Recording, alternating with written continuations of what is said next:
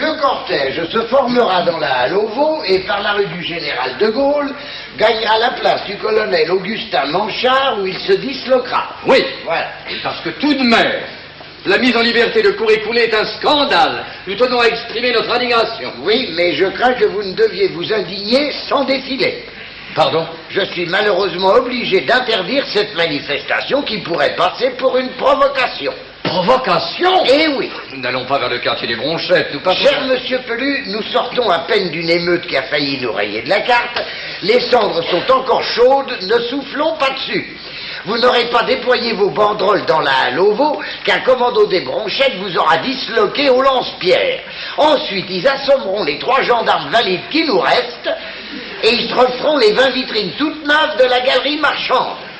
J'interdis. La justice a rendu son verdict, on ne bouge plus. La justice? Ben oui. La galerie marchande en ruine. Des milliards de dégâts, 50 voitures carbonisées, 3 gendarmes sous perfusion. On arrête Cour-Écoulé, le meneur, en flagrant délit à la tête de sa bande. On lui tire les oreilles et on le lâche. Où, la justice? Vous parlez de risque? Mais à ce prix-là, ils vont nous faire une émeute hebdomadaire. Notre défilé va être aussi un avertissement. Oui, mais enfin, Cour-Écoulé est en liberté surveillée, on le surveillera. Qui le surveillera? Les Bronchettes sont devenus un quartier à haut risque. Vous n'y ferez plus monter un gendarme. Ah ben ça c'est l'affaire de la gendarmerie. Et enfin si le tribunal a montré une telle clémence envers Cour-Écoulé, c'est qu'il a estimé que certains commerçants, en interdisant l'accès de leurs boutiques aux jeunes des Bronchettes, mesure discriminatoire, sont à l'origine du drame que nous venons de vivre. Et que pouvions-nous faire contre ces voyous? Ils entraient à 5 dans nos boutiques, le temps d'en servir un, les autres vidaient les rayons. J'allais tout de même pas transformer mon magasin de chaussures en agence bancaire avec un vigilant en armes sur le trottoir pour protéger mes bottines. Une solution, défense d'entrée. Eh ben voilà, défense d'entrée par la porte, ils sont passés par les vitrines. Ils n'attendaient que ça. C'était prévisible, non? Prévisible? Ben voyons. Vous n'allez tout de même pas m'accuser de m'être fait défoncer la boutique pour vous taquiner. Je n'accuse pas, mais je soupçonne fortement votre ami le docteur Catala d'avoir poussé les commerçants à la faute, dans le seul but de créer le foutoir, pour emmerder le maire, monsieur Pelu. Le docteur Catala a des ambitions municipales, vous êtes bien placé pour le savoir.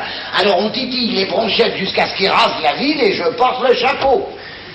Les élections approchent, les grandes manœuvres commencent. Monsieur le maire? Une seconde. Et je profite de l'occasion pour vous rappeler que les Bronchettes ont été construites il y a 20 ans à la demande de notre industrie locale.